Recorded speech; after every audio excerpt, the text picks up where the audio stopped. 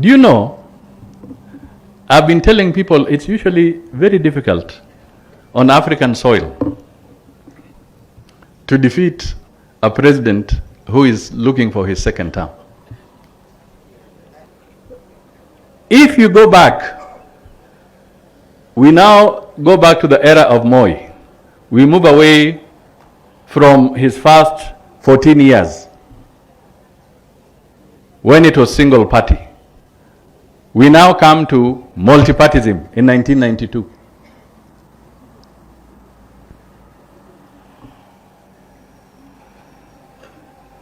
When the original Ford, ile ya kina Matiba, Muliro, Jaramogi Oginga Odinga, Shikuku, Paul Mwite, name them. Well, when they gathered in Kamkunji, everybody said, Moi amekwisha, hakuna njia, dunia imeenda. And there were massive defections. People were running away to defect, thinking that that is where it will be easy. Moi then told them, mimi ni professor wa siasa, ngoja tu utaona. After a while, the original Ford was scattered into 4 pieces. 4. Moi walked back into office. Through the ballot, he won. By the time the opposition was saying, how did it happen? He had been voted in because people had cast the ballot. When it came to 1997, Moi calculated he had 1 more term under the new constitution at that time. Again, they thought it was whatever. Moi maneuvered, campaigned, Moi won. Kibaki came in 2002 because Moi was no longer on the ballot. And Kibaki won. This is so important to our people. Please listen to me. We then moved from there. We came to the one of 2007 because Kibaki won 2002 without any challenge. We came to 2007. Mimi na wakina Umbima hapa na wengine tukakuwa kwa ODM. When we had that ndizi na chungwa, tukazunguka. In 2005 when we won the referendum, tukafikiri tumeshinda. Huyu mzee Kibaki sijui alisema hiyo ilikuwa referendum, haikuwa general election. Kufika general election in 2007-2008, Kibaki akabadilika akakuwa PNU. Kibaki was a different person. Whether we debate or whatever, he got his term.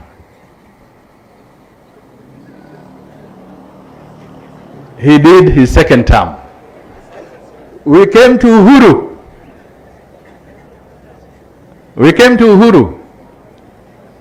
Uhuru won his first term after Kibaki.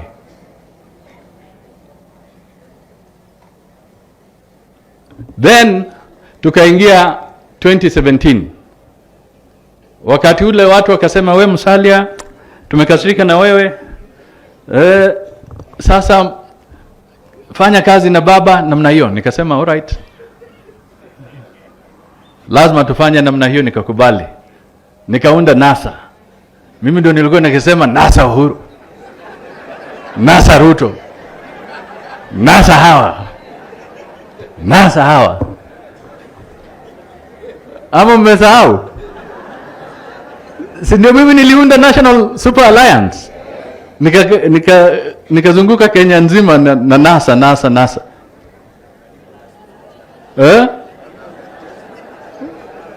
Sasa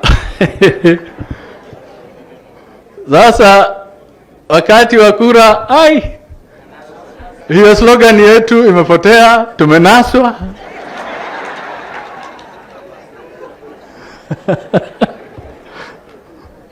Mambo ikabadilika. And Uhuru got his. Wakasema, oh, tuende tufanye nini, hata petition, kupika petition, kumaliza petition. Now kurudi kwa uwanja, engine imekoza mafuta, mambo imekuwa ngumu. Uhuru akapata his second term. So to defeat an incumbent who's looking for his second term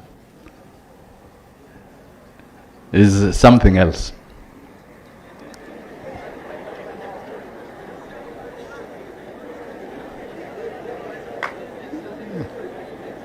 Malulu Njendi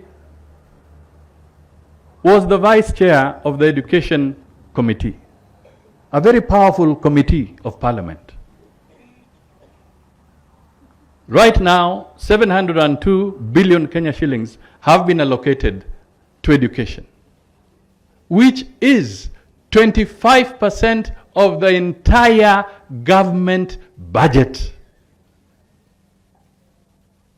25% of the entire government budget, as allocated, as assigned by parliament, has been dedicated to education.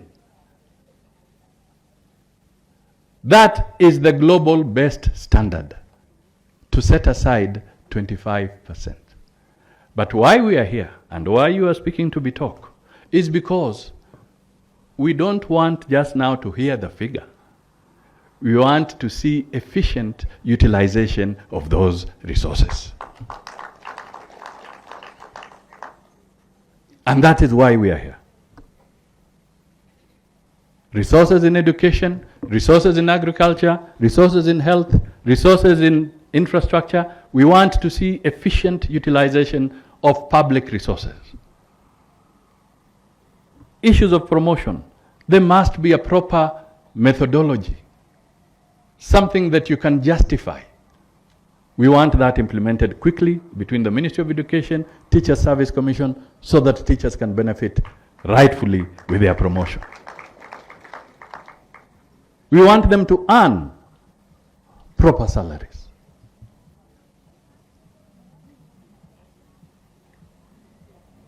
We want them, because they are beacons in their community. Everybody knows when teachers have earned, the economy in a constituency turns around. Kweli ama uongo? The economy turns around. So we need to make sure that the disbursement of public resources are also in a timely fashion and targeted to meet the people. If you think these things don't touch us, let me for the first time tell you, they touch us.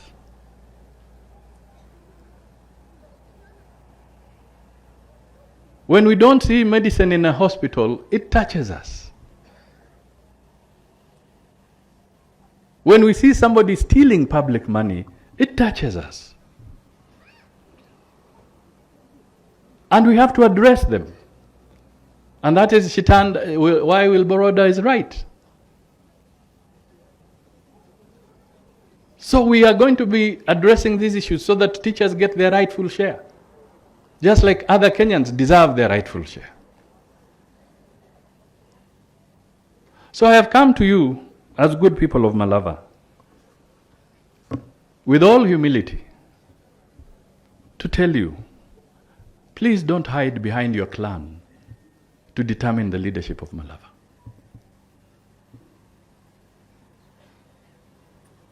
Soita Shitanda came from a very small home of the Kabaras. But he gave good leadership.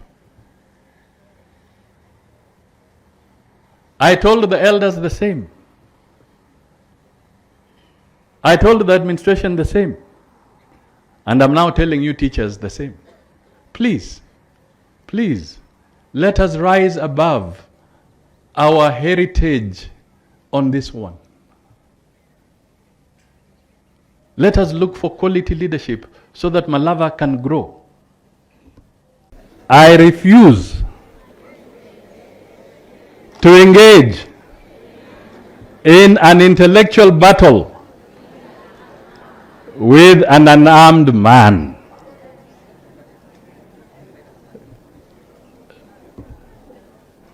That gentleman is talking about refusing to engage in an intellectual battle with an unarmed man.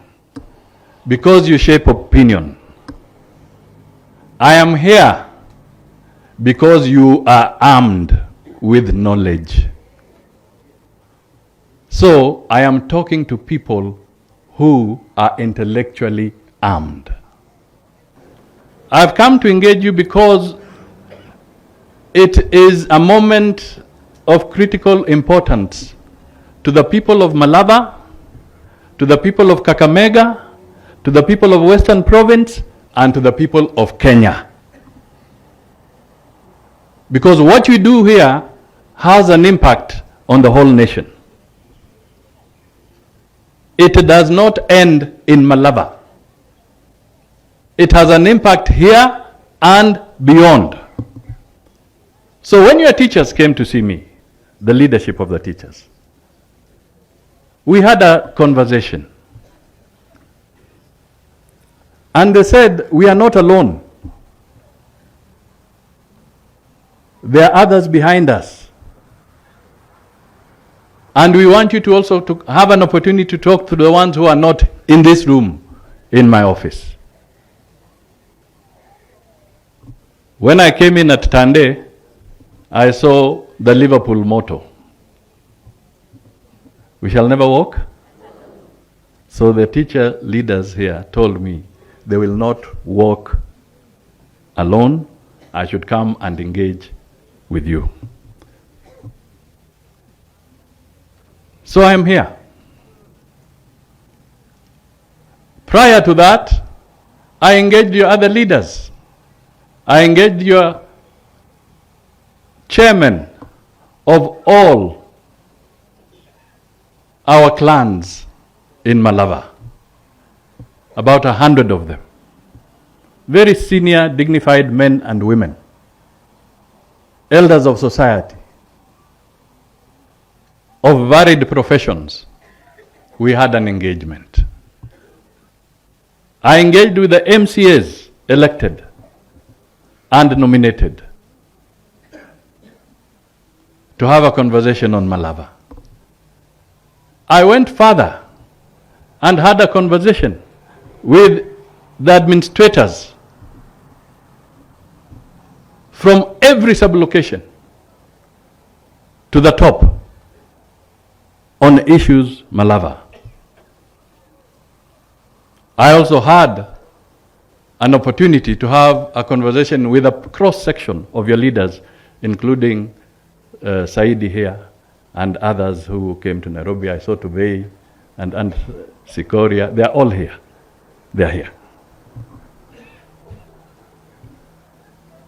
And I was consistent about one thing, that the leadership of Malava must come from the people of Malava themselves.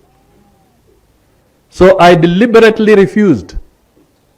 And I told them, I have not requested you to come because I want to impose a leader on you.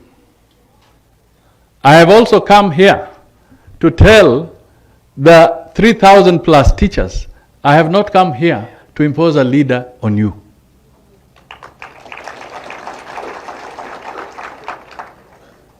So if you are waiting for me to pronounce the name of a candidate, you will wait for a very long time. But I came here so that we can have a conversation.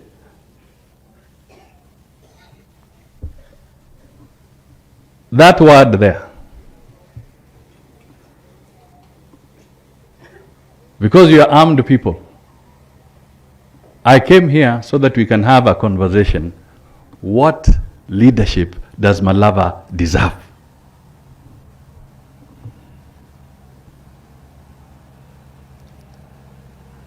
If you took a pen and pencil or pencil and paper today, the 4,000 of you, what would be the qualities you would be looking for as your next member of parliament? You are opinion shapers. You cannot be bystanders. You cannot hide behind clans. Even me, I come from a clan. This is not the time to evaluate leadership on the basis of a clan, on the prism of a clan. Wache hiyo mchezo.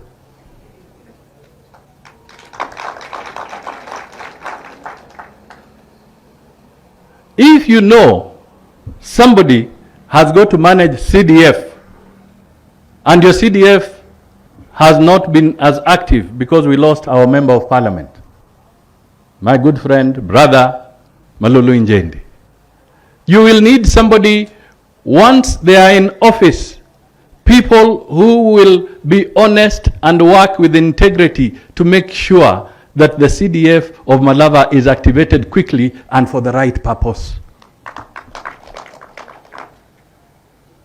Today I'm a very proud individual that in a long time we get an opportunity to have an engagement and conversation with the teachers of this great nation.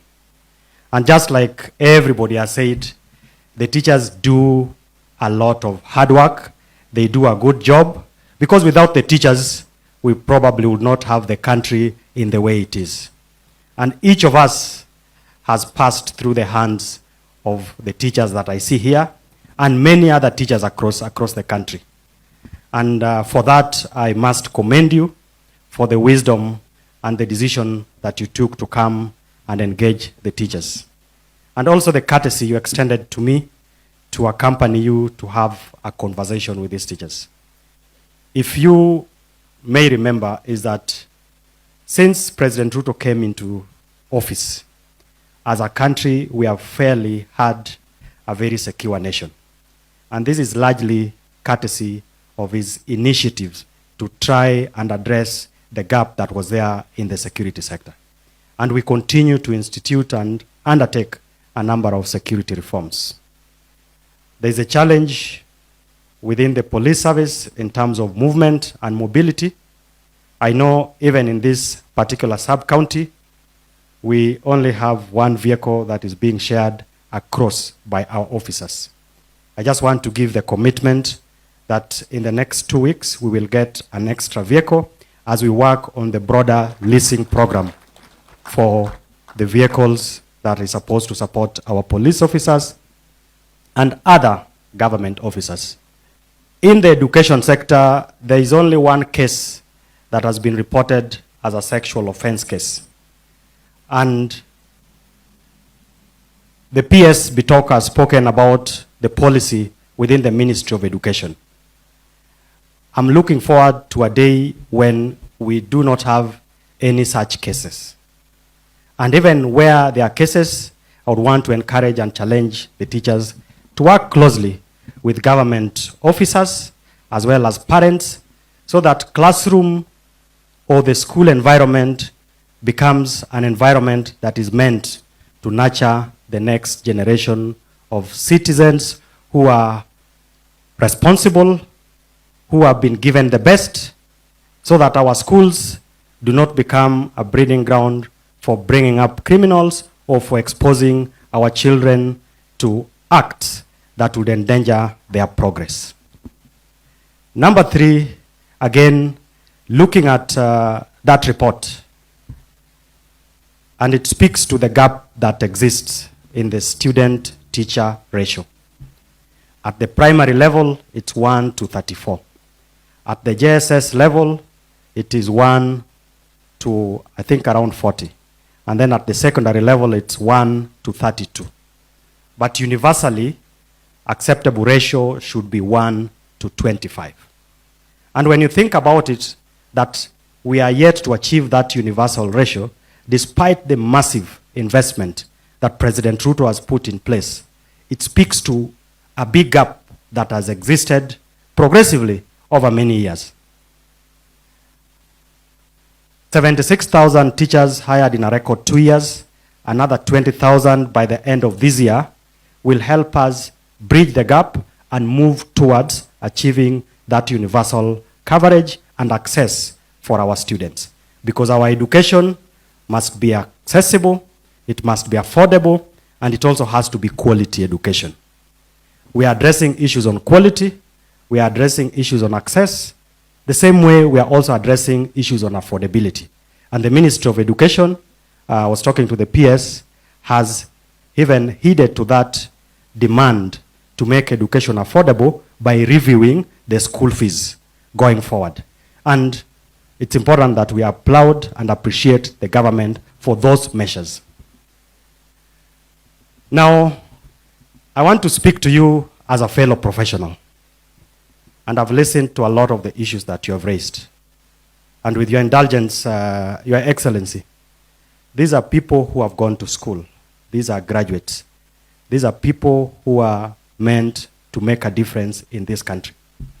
And at times, it's important that we take time to take stock of where we were as a country, where we are today, and where we are going tomorrow. I know there are concerns around the pay for the teachers. There are concerns about infrastructure for our learning institutions. And there are concerns even on issues to do with healthcare. Now, what have we done to address some of these concerns? In terms of access, we have hired more teachers and we continue to hire more teachers so that our learners can have the best experience. On infrastructure, the PSB talk has talked of the number of classrooms that have been built, 23,000 in the last 2 years.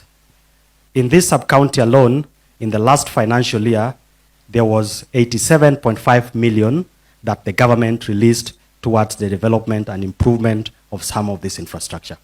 And we are not stopping there. And if you look at the budget for this financial year, the biggest allocation has been put to the education sector. And what does that tell you? That for the first time in the history of this country, you have a president, you have a government, you have an administration that takes matters education seriously.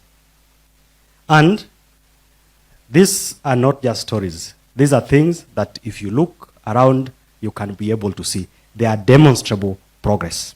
I want to express my sincere gratitude to His Excellency the Prime Cabinet Secretary for thinking about such a forum. It has never happened anywhere else. Your Excellency, thank you very much. This is really a momentous occasion to listen to our teachers on matters of basic education.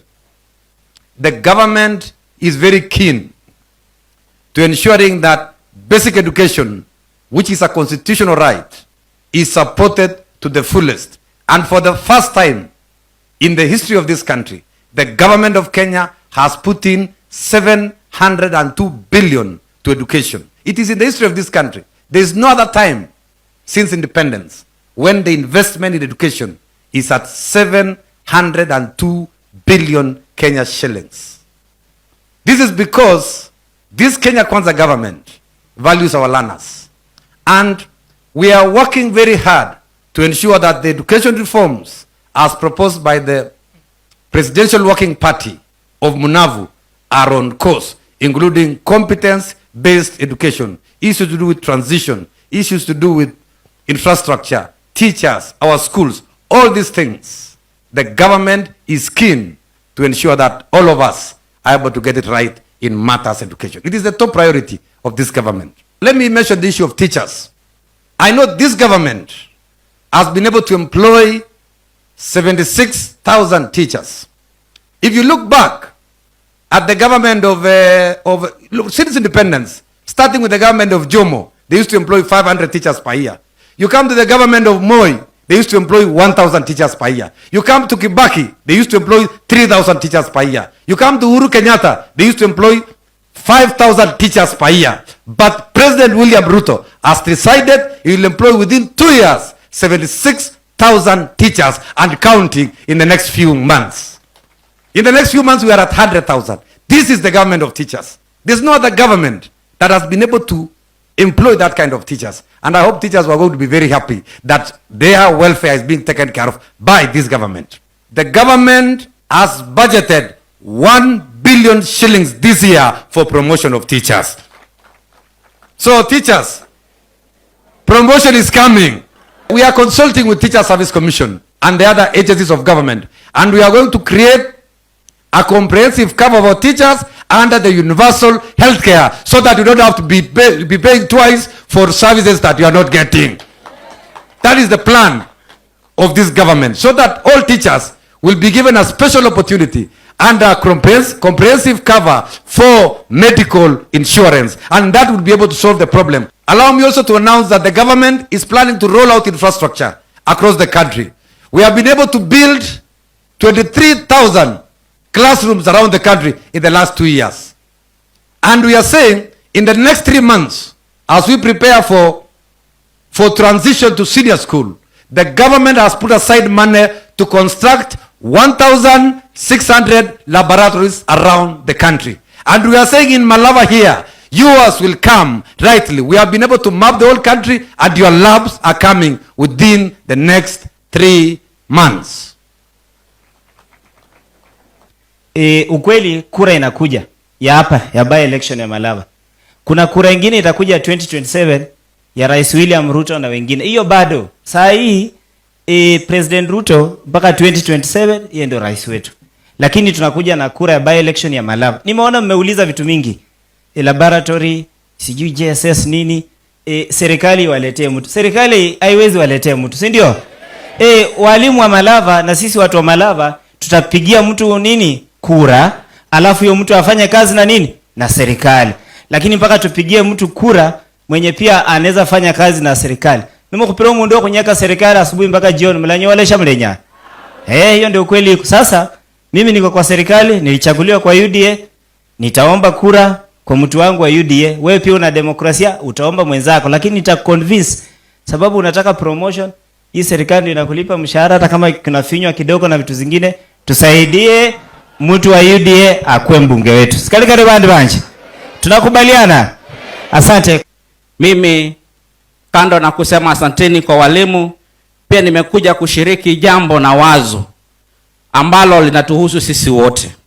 Kwa sababu tumefika wakati adimu ambao lazima tuende mbele tukijua ni safari ama ni njia gani ambayo tunafaa kuitembea kuhakikisha watu wa Malava wanapata kiongozi ambaye ako na tajriba, kiongozi ambaye ako na uwezo wa kuendeleza mipango ya maendeleo na serikalini kama jinsi mwenda zake rafiki yangu Mheshimiwa Malulu Injendi alivyokuwa akifanya. Jameni, watu wa jamii ya Wakabras, mnajua wakati wa uchaguzi mwaka wa 2022 mimi na mbunge wenu mwenda zake Mheshimiwa Malulu tulisimama kidete na tukasema tutaiunga serikali ya Mheshimiwa Rais William Ruto, ambayo pia Mheshimiwa PCS Musalia Mudavadi yako ndani, na tukasema sisi tunaunga serikali mkono kwa sababu ya maendeleo. Na nyinyi mkatusikiza, mkamchagua Mheshimiwa Malulu Injendi kwa chama cha ANC. Nami pale Shinyalu nikachaguliwa pia kwa chama cha ANC ambacho kilikuwa kinaongozwa na Mheshimiwa Musalia Mudavadi, ambaye wakaja wakaungana pamoja na Mheshimiwa Rais William Ruto kwa ajili ya kumaliza siasa za ukabila na migawanyo hapa nchini. Sasa chama chetu cha ANC na UDA tuko pamoja, tuko chama moja, sera yetu ni moja, barabara yetu ni moja, na hiyo barabara ni maendeleo kwa wananchi wa Kenya. Watu wangu wa Malava, baada ya mwenda zake Malulu Injendi kuondoka, mimi nikabaki peke yangu kama mbunge wa UDA kutoka hapa Kakamega. Jamani, nimekuja kumuomba kama mwana wenu, mniunge mkono ule wakati utakapofika. Jamani, msiniache nikiwakumbusha, kwa sababu najua nyinyi walimu ni weledi na wastadi wa lugha ya Kiswahili. Kuna msemo ambao unasema ukipanda pantosha utavuna nini? Basi watu wa Malava muwe werevu. Mimi nawaomba ile mbegu ambayo mtaipanda pale mbele iwe mbegu ambayo itatupatia kiongozi ambaye atashirikiana na sisi wote na PCS na hao PS ambao wako hapa kuhakikisha masuala ya walimu yanatetewa vikamilifu pale bungeni, na pia kwa mikongamano nyingine yoyote ambayo masuala ya walimu yanajadiliwa. Awe kiongozi ambaye atatusaidia. Tumekuja kukaa na walimu. Walimu ndio wale walezi. Walimu wanatoa ujinga kwa vichwa zetu. Mimi nikiwa hapa nimesimama kama msichana wa mwalimu. Na huyo mwalimu alifunza miaka zilizopita hapa Kabarasi. Na akaenda karudi kule Hamisi. He's a retired teacher and he's not tired. Walimu wa Malava, nyinyi ni KBB. Walimu wa Malava, mnataka muendelee kukaa kwa serikali ama mnataka mchague mtu mwenye atawapeleka huko kwa kibanda analilia huko na maendeleo ikiendelea? Mnataka maendeleo? Mna promise mtatupatia kiongozi wa serikali? Malulu alikuwa rafiki yangu, sisi tulikuwa tunatembea na yeye, tunaenda State House, sisi hatufungiwi mlango kama last time tulikuwa tunafungiwa. Siku hizi sisi tunaingia State House na tunaomba maendeleo. Mnataka western maendeleo ama mnataka siasa ya kurudi nyuma? Mnataka maendeleo? Malava mnasema forward ever, backward never. Mtasupport PCS? Mtatupatia kiongozi wa Kenya kwanza wakati inatangazwa? Malava oye! Ruto KBB!